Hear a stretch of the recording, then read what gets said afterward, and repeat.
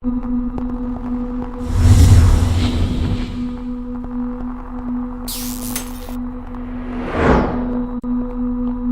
I hit you with that bound chicka wow wow remedy 916 NOS. Alright, this is part one of my rage review. This is strictly for the solo campaign only. If you want to check out the multiplayer, I have a review for that. It's part two. It's the multiplayer review. It's an in-depth coverage of everything included in the multiplayer. So look into that. Welcome, racing fans, for another exciting presentation of Wasteland Circuit Racing. This is one of your standard races in the game. They have a lot of races that you can do in order to unlock more items for your vehicles, boosts, motors, armor, weapons, kneecapping tires. It's all pretty cool. Prior to the game's release, there was a lot of comparison to Borderlands, and I mean, I'm guilty of comparing it to Borderlands myself. Initially, there were images released of this game before there was video that came out, and you know, it did look a lot like it. They're both post-apocalyptic, so of course they look similar. Although when you are playing this game, a lot of interaction in this game, a lot of people to talk to and deal with. There are people that don't even really serve a purpose other than scenery in the towns, which is kind of nice. It doesn't seem so desolate. You know, if you're living in your grandma's basement, sipping on your Jolt Cola that expired in 1995, you really don't feel so lonely anymore. Anyhow, the graphics in this game are really nice. The characters, when you're looking at them, they've got like a cartoon but serious look to them. I really dig that. I don't, you know, I've said before, I don't like when people look real or try to look real and they look real creepy. The world itself is really nice to look at. When you get in towns, the signs really pop and nothing seems out of place. It's cool. The controls are pretty smooth. For the first-person shooter part, the default controls are kind of but you can actually set the control config to standard first-person shooter. And the car controls are pretty smooth all around. Didn't have to change that. Alright, the story in this game, as of right now, I'm 10 hours into this game, and the story is almost non-existent. All I know is that I'm trying to avoid the Ark. Came off some crashed spaceship or whatever. But yeah, avoid the Ark, and these towns, people are just making me their little slave, running around doing all their quests. Alright, that gentleman right there was the mayor. He was sending me on a slave run, fetch quest, which there's a lot of that in this game.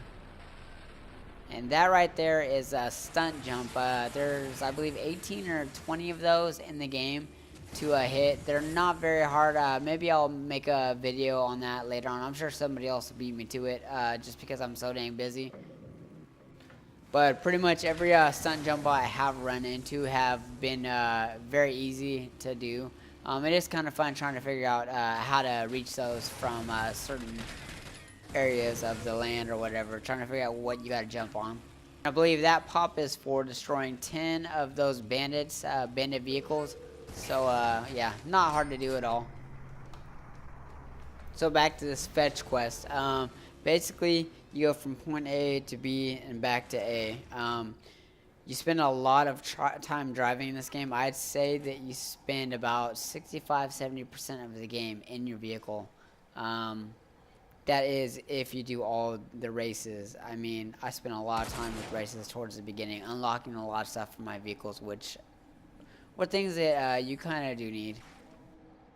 So even though I've really been liking this campaign, I am disappointed with the fact that the campaign is not multiplayer. I think a lot of people are. And honestly, unless the game is some kind of collector's type game, I really don't see a need to go out and buy something that's just a solo campaign. I mean, games are not replayable like they were back in the day. And it's not that they're terrible games, but I mean, back then, games didn't release as quick as they do now, and I think that's the problem. Is like, you know, we've got a Call of Duty 1, 2, 3, 4, 5, 6, whatever. It's all like within years. You know, they come out like every year. There's a new one. So it's almost like, why play the old one when the new one just got released and, you know, everybody wants to play that. Everybody is playing that. So should you go run out and buy this game? Honestly, unless you've got money to burn, I don't see a reason to go out and get it. But I do think you'd be a fool not to play this game. So go out and get yourself a used copy or go rent it. With that said, the rest of this video is basically going to be breaking the game down and showing you what all is involved to create this massive campaign game. Pointing out a few achievements here and there, giving you tips on how to play this game and what not to do in this game. Alright, that was one fetch quest, and now we're on to the next. Well, let me give you some advice. Your reputation is everything here. If people don't know you, this little Milko Magnesia is my sweetie pie, Sally. She sets you up with a job to make the cars in the world go boom, blow up bandit cars, and she'll give you some cash money for it. Every bandit car you destroy in the wasteland, I'll reward you a little. I'll make money. You make money. We got a deal? Alright, so beyond that, there is a job board, which is another set of side quests in this game. There is an achievement for completing 5 side jobs in a single campaign, so get that done. I do want to say that there's an achievement for beating the campaign on Nightmare mode, hardest difficulty.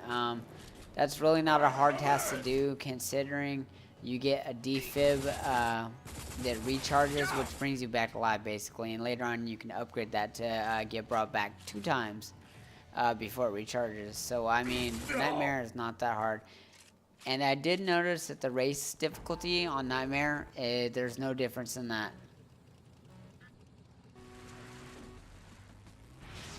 So those funky little mailbox looking things in the world that you'll come across, this is what they're for, is the delivery side quests.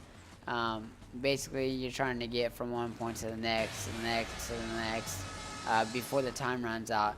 This game can be pretty fun. I was saying that on Nightmare mode, the racing and the driving doesn't seem like the difficulty is raised at all, but this was kind of difficult. I barely beat this within the time limit, and I tried quite a few times.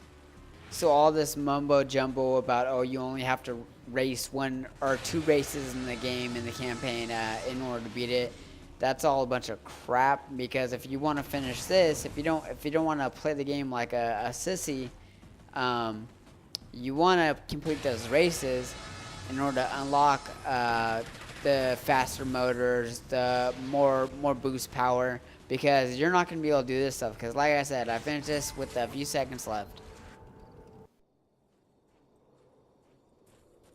Alright, right now I am going to show you the stunt jumps that I pointed out earlier. These are the first 2 that you can find in the game. Pretty dang easy. You won't be able to get them with the ATV that you start off with. I would recommend just trying to find these guys yourself and doing them yourself. I mean, they're not hard to find. It's just how you get to them. And that's actually the fun part of it, is just like driving your vehicle off some crazy things and making jumps and trying to land it. There are 18 jumps, and there's an achievement for getting all 18 jumps. This is the first thing that I did when I got into Wellspring. I saw little hologram images on the ground. I was like, what are these dudes doing? They're playing a sweet little mini game called Tombstone. Anyways, there is an achievement for this as well. On your first roll, if you get all 4 targets, you get an achievement. It's the jackpot. Anyways, the object of this mini game is to kill all the mutants before they reach you on the 3rd roll. This is actually a great way to earn money when you first start out in the game. This is the 2nd town you get to, and I earned like 3 grand just doing this, so it's nice. I'm tough. There is another achievement for beating all the mini games in the game. I don't know how many there are just yet, and I don't understand how you beat the tombstone one when you just win money on that winning round. Anyways, this little bastard is 5-finger fillet. This is the reason why I don't sleep good at night. I toss and turn because this game pisses me off. This is your engineering screen. You can build a lot of things from spare parts that you find in the world, junk and what have you, to, I mean, you can create little sentry bots, turrets, all kinds of stuff. It's pretty cool. Alright guys, this has been Remedy Frag Studios. This is my raid review coming to a close with Bash TV, reminiscent of Smash TV. Frag Studios is looking for more team members, so if you're interested, get a hold of me. Kill or be killed. Welcome, viewers, to another As exciting always, Soccer rate, comment, subscribe. Bash TV.